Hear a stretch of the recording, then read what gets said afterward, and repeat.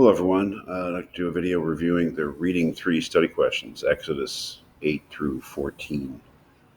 Number one, what is going on in this reading? Well, it's a good question. I just wanted to make sure that we kind of knew what was happening here, the basic story, which may not be so obvious to anyone who's not familiar with the Old Testament, with the Bible stories, which is, fine. Exodus is a continuation of the story of Genesis to a certain extent.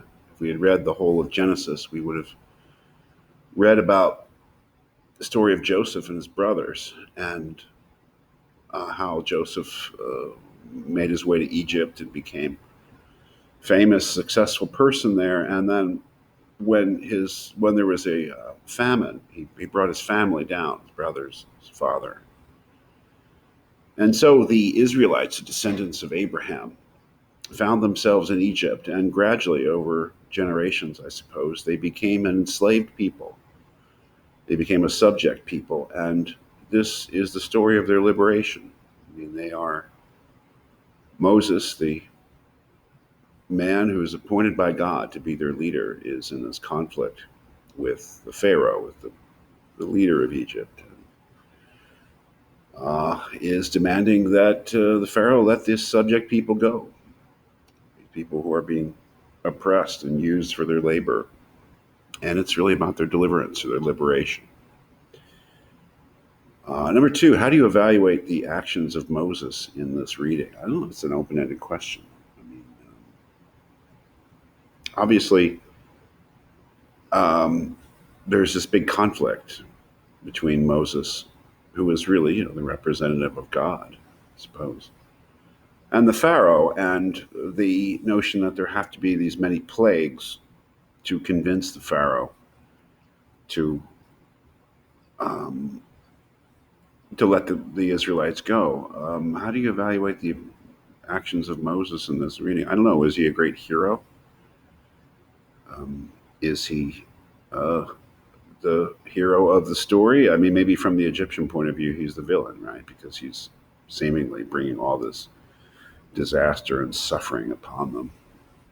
How do you evaluate the actions of Pharaoh in this reading? Well, that's where things get really interesting, I think, because it's Pharaoh's stubbornness that extends the suffering. And is it his pride and his refusal to be just and let the Israelites go that is the cause of all this conflict?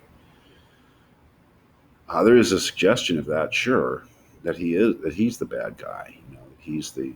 That he's the antagonist in the story.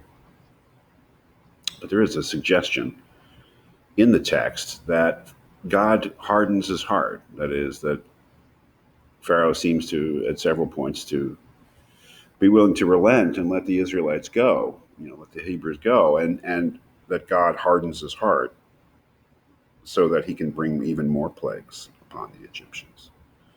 And that leads, I guess, to the fourth question: how do you evaluate the actions of God in this reading?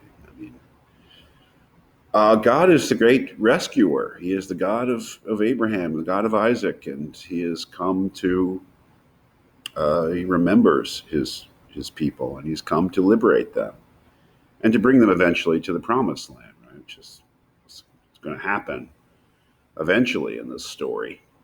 But so he is the great, he is the compassionate God. He remembers the suffering of his people. On the other hand, he does seem to be willing to draw this process out.